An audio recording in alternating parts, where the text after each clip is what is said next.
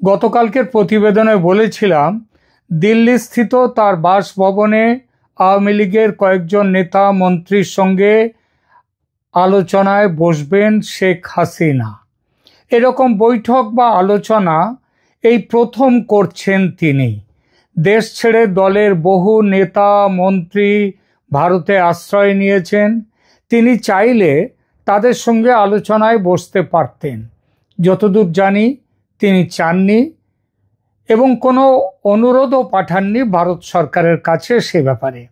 তবে চাইলেই যে ভারত সরকার রাজি হতো তা নয়, রাজি না হতেও পারত। তার কারণ ভীষণ রকমের কড়া নিরাপত্তার মধ্যে দিল্লিতে তাকে রেখেছে ভারত সরকার। বিষয়টি সম্পর্কে ওয়াকিবহাল একজন জানিয়েছেন, মাল্টি লেয়ার্ড সিকিউরিটি অ্যারেঞ্জমেন্ট নেওয়া আছে তার জন্যে। প্রধানমন্ত্রী মোদির বাসস্থানে প্রধানমন্ত্রী মোদির বাসস্থানে যেমন নিরাপত্তা বলয় অনেকটা তেমনটাই।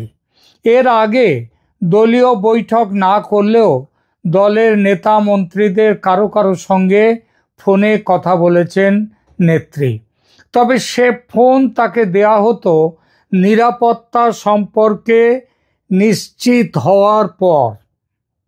তিনি ইউরোপ, আমেরিকা ও অন্য কোনো দেশের দলীয় সমর্থক ও সংগঠকদের উদ্দেশ্যে অডিও ও ভিডিও বার্তা পাঠিয়েছেন, একটা নয় একাধিকবার। কিন্তু এই প্রথম তিনি দলের কয়েকজন নেতা মন্ত্রীর সঙ্গে মুখোমুখি আলোচনায় বসলেন। এই আলোচনাটাকে আমরা এখানে বৈঠক বলছি, যদিও এটা সেইভাবে কোনো একদম ফর্ম্যাল বৈঠক নয়। এগুলো হচ্ছে নেতা মন্ত্রীদের সঙ্গে আলোচনায় বসা। অবশ্যই ভারত সরকার তারও অনুমতি দিয়েছে বলে এই মুখোমুখি বসাটা সম্ভব হলো। যতদূর জানি তার দীর্ঘ এই 1 বছরের প্রবাসে একমাত্র প্রাক্তন স্বরাষ্ট্রমন্ত্রী আসাদুজ্জামান খান কামাল তার নেত্রীর সঙ্গে দেখা করতে পেরেছেন, তাও মাত্র একবারের জন্য। এবার সেখানে নেত্রী দেখা করবেন একসঙ্গে কয়েকজনের সঙ্গে। আপনারা হয়তো জানেন, ভারত সরকার ওই অতিথি ভবনে যেখানে শেখ হাসিনা আছেন তার মধ্যে পুরো দস্তুর একটা অফিস করে দিয়েছে শেখ হাসিনার ব্যবহারের জন্যে। স্টেনোগ্রাফার, টাইপিস্ট, রিসেপশনিস্ট সব আছে, যা যা লাগে সমস্ত কিছু। এরা সবাই ভারতের গোয়েন্দা বিভাগের বিশ্বাসী কর্মী। অডিও ভিডিও বার্তা যেসব পাঠান নেত্রী, তার জোগাড় যন্ত্র, ব্যবস্থাপনা সব কিছু এই কর্মীরাই করে দেয়। আজ ঠিক কতজনের আসার ব্যাপারটা ভারত সরকার অ্যাপ্রুভ করেছে সে খবরটা পাকাপাকি পায়নি।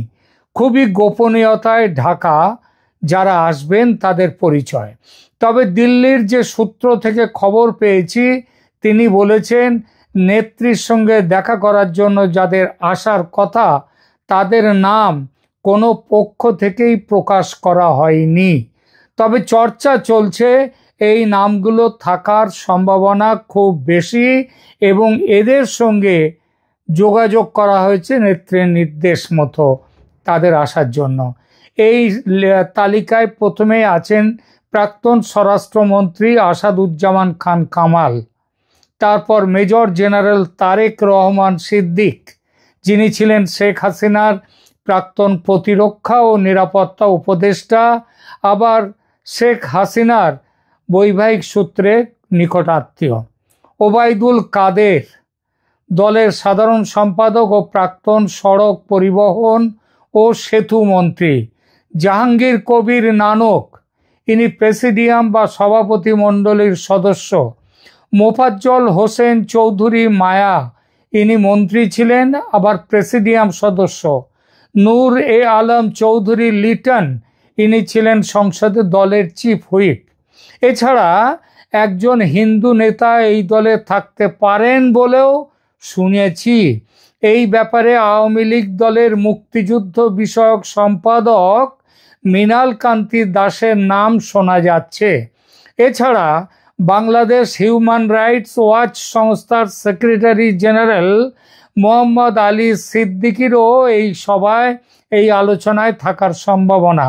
বাস্তবে কারা কারা ছিলেন এই বৈঠকে সে নামগুলো আজ জানতে পারিনি, তবে পরে ঠিকই জানতে পারবো। আপাতত সে প্রসঙ্গটি তুলে রেখে পূর্ব নির্ধারিত যে বিষয়গুলি আজকের আলোচনার এজেন্ডা ছিল, শেখ হাসিনা যেগুলোকে ঠিক করে রেখেছিলেন বৈঠকের জন্য, সেদিকে একবার নজর ফেরাই, দেখি আজকের আলোচনায় কোন কোন বিষয়ে আলোচনা হয়েছে। আবার বলছি, এখানেও কোনো প্রকাশ্য সূত্র থেকে কিছু জানানো হয়নি, কারণ এটা সেই অর্থে কোনো ফর্মাল বৈঠক নয়, এটা কয়েকজনের মধ্যে আলোচনা। তবে আমার দিল্লির সূত্র জানাচ্ছে যে তারা যতটা হুইসপারিং বলা যায় কিংবা যেরকমভাবে শুনেছেন যেসব দিক দিয়ে, সেখান থেকে তারা বলছেন আলোচনায় এই কয়েকটি বিষয় ছিল মুখ্যত। যেমন প্রথমে বলি, স্ট্র্যাটেজিক অ্যান্ড অর্গানাইজেশনাল প্ল্যানিং বা কৌশলগত ও সাংগঠনিক পরিকল্পনা। আলোচনায় আজকেও সবাই একমত হন যে ইউনূস সরকারের চূড়ান্ত ব্যর্থতা ওই সরকারের বিরুদ্ধে মানুষকে খেপিয়ে দিয়েছে।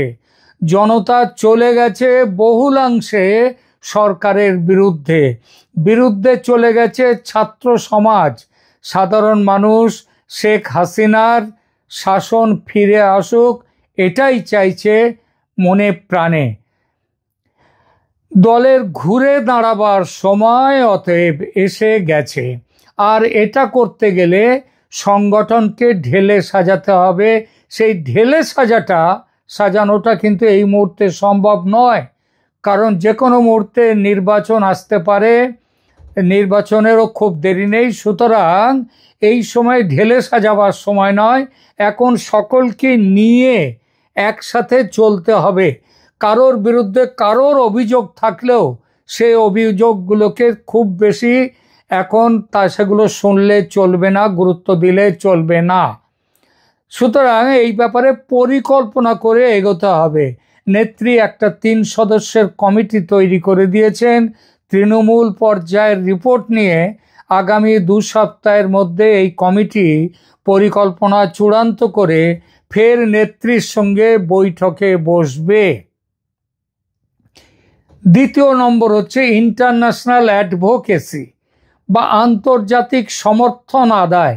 বিশ্বের বিভিন্ন দেশ ও আন্তর্জাতিক সংস্থার সঙ্গে যোগাযোগ করে ইউনূস সরকারের আসল চেহারা, যে চেহারাটা হলো ধর্মীয় জঙ্গিবাদকে তোষণ করা, সাধারণ মানুষের ওপর নিপীড়ন ও অত্যাচার, প্রতিবাদী মুখকে ডেভিল হান্টের তকমা দিয়ে আটকে দেয়া, আইন শৃঙ্খলার চরম দুরবস্থা, বিচার বিভাগকে দমন করে রাখা, সংবাদ মাধ্যমে টুটি চেপে ধরা, যেভাবে গোপালগঞ্জে গণহত্যা চালিয়েছে সেনাবাহিনী, সেই সব বিষয়গুলোকেও প্রচারে নিয়ে আসা এবং আন্তর্জাতিক মহলে সেই প্রচার তীব্রতর করে তোলা।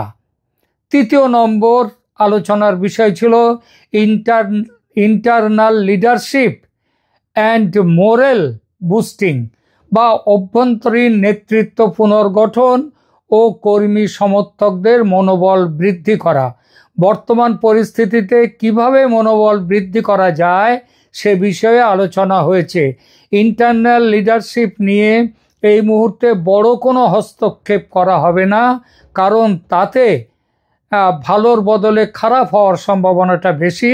সেটা করা হবে কাদেরকে কিভাবে ব্ল্যাকলিস্টেড করা হয়েছে, সেই ব্ল্যাকলিস্টেড কিন্তু করা হয়েছে, সেই তাদেরকেও এখন রাখতে হবে। তারপর ভোটের পর যদি আওয়ামী লীগ জিতুক বা হারুক, যেখানটাই থাক, তখন সেই লিস্ট অনুযায়ী কাজ শুরু হবে, নতুন করে সব গঠিত হবে। এর পরের প্রশ্ন যে বিষয় নিয়ে আলোচনা হয়েছে সেটা হচ্ছে ডিপ্লোম্যাটিক মেসেজিং বা কূটনৈতিক বার্তালাপ এবং এর পরের যে বিষয়টি মিনিস্ট্রি ইন এক্সাইল এটা গঠন করা এবং একে অন্যটির সঙ্গে অঙ্গাঙ্গিভাবে যুক্ত। বাংলাদেশের হাসিনা সরকার সে দেশের আসল বৈধ সরকার। ষড়যন্ত্র করে অন্যায়ভাবে সেই সরকারকে হটিয়ে একটি দখলদার অবৈধ সরকার দখল করেছে বাংলাদেশের শাসন ক্ষমতা।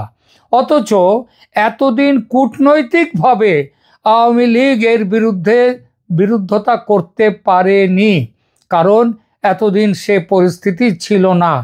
কিন্তু বর্তমানে ইউনূস সরকারের জনবিরোধী ও অত্যাচারী রূপ পুরোপুরি বেরিয়ে পড়ার ফলে এই সরকারের জনসমর্থন দ্রুত নিঃশেষ হয়ে যাচ্ছে। এখন তাই এই সরকারকে আক্রমণ করতে হবে ঘরে বাইরে, ইন্টারন্যাশনাল স্তরে, সর্বত্র। আর এটা করতে গেলে একটি মিনিস্ট্রি ইন এক্সাইল বা নির্বাসিত সরকার গঠন করা খুব কাজের হয়। পৃথিবীর বহু দেশেই এটা আছে, অনেকে করেছেন। এমনকি দেখুন, এই যে আমাদের ভারতে তিব্বত থেকে দলাই লামা এসেছিলেন, তিনিও কিন্তু ভারতে এসে তখন থেকে মিনিস্ট্রি ইন এক্সাইল তারও আছে। এখানে তিব্বতীদেরও একটি সরকার আছে। অনেকের হয়তো মনে আছে, শুধু তিব্বত কেন, ৭১-এর মুক্তিযুদ্ধের সময়ও ভারতে গঠিত হয়েছিল এরকম সরকার, স্বাধীন বাংলাদেশ সরকার। তাজউদ্দিন আহমেদ তার নেতৃত্বে। এবারও একই রকম পরিস্থিতি। সেবার মুজিবুর রহমানের নির্বাচিত সরকারকে দায়িত্ব দেয়নি পাকিস্তান, অন্যায়ভাবে তাকে সরিয়ে দিয়েছিল। এবার মুজিব কন্যার নির্বাচিত সরকারের বিরুদ্ধে ষড়যন্ত্র করে তাকে সরিয়ে দেওয়া হয়েছে। সেবারও স্বাধীন বাংলাদেশ সরকার গঠন হওয়ার পর তার পাশে দাঁড়িয়েছিল ভারত, সামরিক সাহায্য পর্যন্ত নিয়ে। এবারও ৭১-এর মতো শেখ হাসিনার নেতৃত্বে মিনিস্ট্রি ইন এক্সাইল তৈরি হলে সামরিক সাহায্য নিয়ে পাশে দাঁড়াবার কথা অবশ্যই ভাবতে হবে ভারতকে। হয়তো ভারত সেটা ভেবেও নিয়েছে, নইলে হঠাৎ করে শেখ হাসিনাকে, তার দলকে এই গত বুধবার সেখানে দিল্লিতে একটি প্রেস কনফারেন্স করার পারমিশনও দিয়েছিল ভারত সরকার। এবং তারপরে গতকাল যে শেখ হাসিনাকে দলীয় নেতা মন্ত্রীদের সাথে মিটিং করতে দিলেন, তার পেছনেও কিন্তু এইগুলো আছে, মনে রাখতে হবে, তার পেছনেও এটা আছে।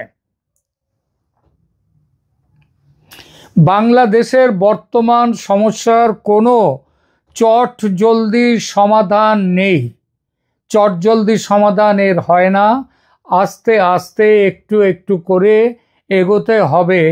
এতদিন ধরে সেই এগোনোটা